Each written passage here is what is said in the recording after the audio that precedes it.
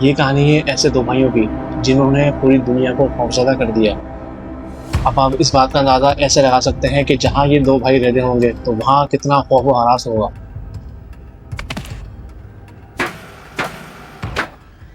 دونوں بھائی محمد فرحان اور محمد عارف کے نام سے جانے جاتے تھے۔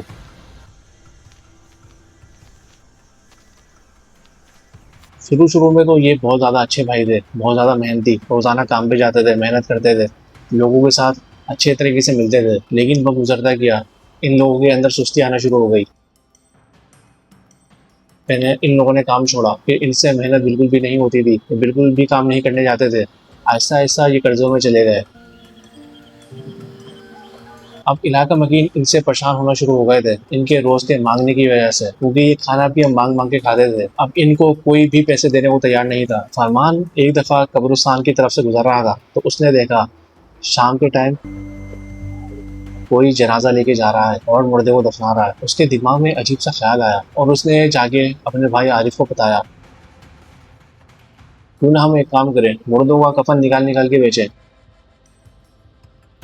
پہل تو اس کا بھائی بہت پریشان ہوا اور بہت ڈرا بھی۔ اس نے کہا ہم یہ کام نہیں کر سکتے، لیکن بھوک ایسی چیزیں لوگوں سے بہت کچھ کروا دیتی ہے۔ پھر ہوا یہ کہ دونوں بھائی نے ہمت کی اور رات کو جا کے قبر کھود دی، پھر وہاں سے کفن نکالنے لگے۔ پھر انہوں نے سوچا اس کفن کا ہم کریں گے کیا، کتنے پیسے مل جائیں گے، کیوں نہ ہم پوری لاش گھر میں لے کے چلتے ہیں۔ یہ پوری لاش وہاں سے اٹھا کے گھر پہ لے کے آ گئے۔ پھر انہوں نے وہ کام کیا جس کی وجہ سے پوری دنیا حیران اور پریشان ہے۔ پھر ان لوگوں نے لاش کو چھوٹے چھوٹے ٹکڑوں میں تقسیم کیا اور اس کو پکانا شروع ہو گئے۔ کہا جاتا ہے کہ دونوں بھائی انسانی دماغ بہت زیادہ شوق سے کھاتے تھے۔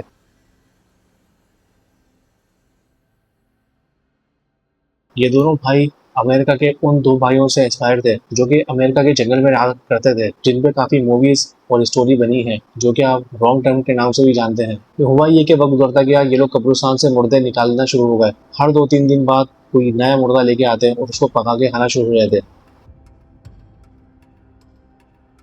علاقہ مکین پریشان ہو گئے اور دوسرے علاقے کے لوگ جو مردہ دفنانے آتے وہ لوگ بہت زیادہ پریشان اور بہت زیادہ ڈر گئے۔ وہ سمجھے کہ شاید کوئی ایسا جانور آ گیا ہے جو قبر سے مردے نکال کے لے جاتا ہے اور کھا جاتا ہے۔ ایک رپورٹ کے مطابق یہ 150 سے زیادہ انسانوں کو کھا چکے ہیں۔ پھر ایک شام ایسا ہوا، کوئی عورت کا جنازہ لے کے آیا اور قبرستان میں دفن کر دیا۔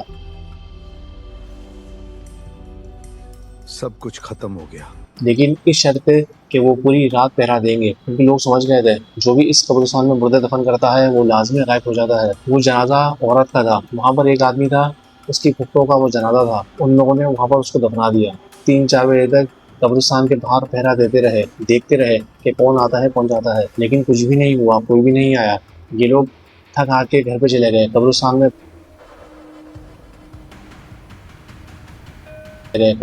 بہت زیادہ اندھیرا تھا، بہت زیادہ خوف اور ڈر بھی تھا۔ اس وجہ سے بھی قبرستان چھوڑ کے گھر چلے گئے۔ جیسے یہ لوگ گھر گئے، یہ دونوں بھائی تیار بیٹھے تھے۔ ان لوگوں نے فوراً اپنی کارروائی کی اور مردہ نکال کے گھر پہ لے کے آ گئے۔ صبح ہوتے ہی عورت کے رشتے دار فوراً قبرستان کی طرف گئے۔ صبح 8 بجے کا ٹائم تھا۔ انہوں نے جب قبر پہ دیکھا تو قبر بالکل خالی تھی، مردہ کوئی نکال کے لے جا چکا تھا۔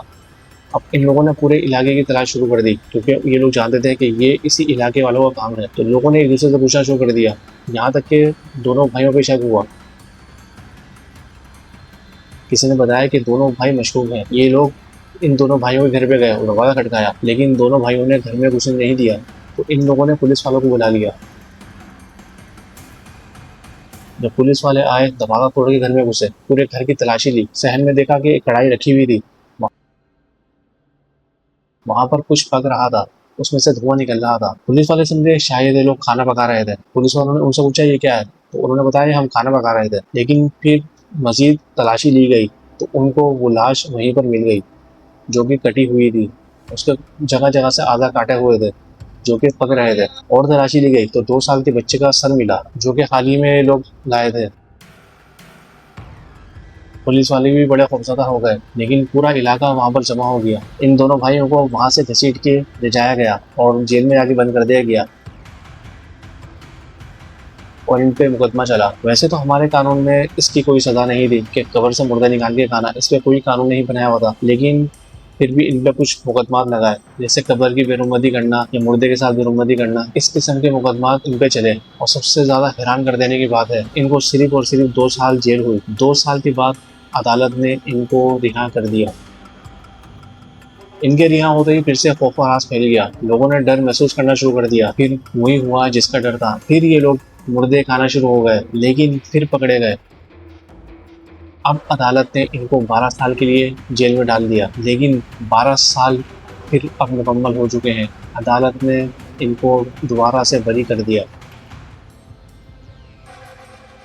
اب یہ دوبارہ کہیں نہ کہیں رہتے ہیں، لیکن اب یہ جیل میں نہیں ہے۔ کہیں یہ آپ کے علاقے میں تو نہیں رہتے؟ کیا آپ کو ایسی رپورٹ تو نہیں ملی کہ آپ کے قبرستان سے مردے غائب ہو رہے ہیں؟ ہو سکتا ہے یہ آپ کے علاقے میں ہو۔